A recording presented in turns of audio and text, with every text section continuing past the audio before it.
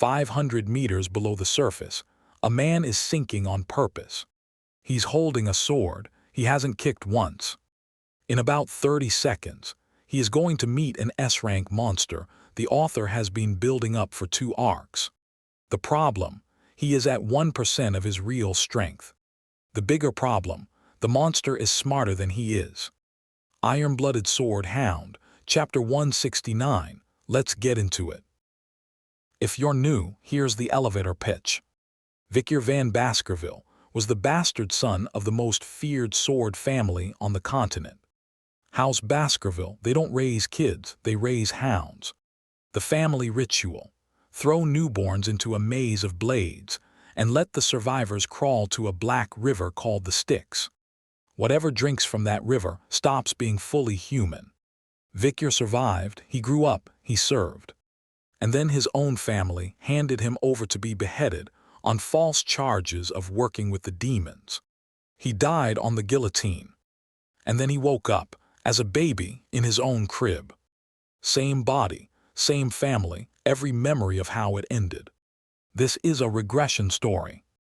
Vikir's whole arc is using everything he learned over a full life to murder the people who betrayed him, before they get the chance. Which brings us to the Abyss Tower. The principal of his academy turned out to be a corpse demon called Mjujas. Mjujas sealed half the school inside the tower as a hunting ground. The catch, inside the tower, everyone's stats get rebalanced. Vikir is operating at 1 to 2% of his real strength. The monsters in here are the originals, the ones the tower copied from for everywhere else. So this isn't a difficulty curve, it's the real thing, and he is the nerfed one. Chapter 169 opens on a cliff. No dialogue, no warning, just the sound of a blade clearing its sheath. And red sky behind him. He does not take a breath, he does not strip armor. He just steps off the edge. Here is the detail that matters. A normal swordsman drowns in 3 minutes. Vikir does not, because of that Styx water in his blood. It made his body heavier than seawater. He sinks like a stone, which sounds like a weakness, until you realize it means he does not waste energy fighting buoyancy. Where you would kick, he walks. Where you would drown, he hunts. Underwater is not a debuff for him, it is a different floor. The community spent a whole week speculating about this fight. Everybody assumed the boss was going to be a kraken. There was even foreshadowing 2 arcs ago. The actual reveal is more interesting. It is a jellyfish, class Stygiomjusa, a deep-sea phantom medusa. The author calls it the Phantom King of the Black Sea. Translucent body, dozens of tentacles. And the part everyone fixates on, a visible glowing brain the size of a small building. And the brain is not decoration. Watch how it fights. Vikir lands a probing strike.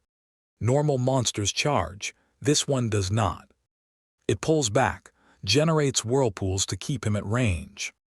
And based on what the chapter is showing us, it is running a profile on him in real time. It is switching strategies between exchanges. It is, functionally, an intelligence enemy in a series that mostly has bruisers. Honestly, the design is going to be a debate. Half the comment section thinks it's anticlimactic because it's not a kraken. The other half is right. A giant brain that outthinks you, in a medium where everyone fights with swordora and screaming, is genuinely scary. Let's stack the math. Vikir is at 1 to 2% of his real strength. He is in water, the boss's home court. But fine, his Styx body cancels that. So now it is a 1% swordsman against an S rank that fights with intelligence and regeneration. Regeneration is the kicker. The wiki entry on this fight mentions the Phantom King's regen is on par with a high-tier basilisk. Some of the comments speculate Vikir tries to overwrite his existing Beelzebub regen slot with this monster's instead. Better DNA, basically. That would be a permanent upgrade, not just a chapter win. Beelzebub only gives him 3 slots. Every monster he kills, he can pick one ability from. So this is not just survival, this is a build choice. Take the Phantom King's regen, and he overwrites whatever's in slot 3, forever. The chapter does this great cinematic thing. It cuts away from the underwater fight and shows us the surface. Other tower climbers are at the rim of the water, half naked, just watching it boil. And then a witness screams, "What the hell is happening down there?" That's the line, and it is perfect. It is the author reminding us that everyone else in this tower would already be dead. The fight Vikir is having, they couldn't even start it. The chapter ends mid-exchange. The Phantom King's defense is starting to crack. Vikir has not pulled his real cards yet. No Hugin, no Munin, no magic eye combo. He is still scouting. Based on novel readers in the comments, next chapter is when he tests whether the blood-soaked jade flower seeds in his pocket can entangle this thing's tentacles. If you've been reading the novel, you know how this fight ends, and what he gets out of it for the rest of the arc. I'm not spoiling it on this channel, but tap subscribe, and you'll get the next chapter breakdown the day it drops. Quick favorites. Drop a comment with your floor rank guess for the Phantom King. Was the design a downgrade from Madam 8 Legs?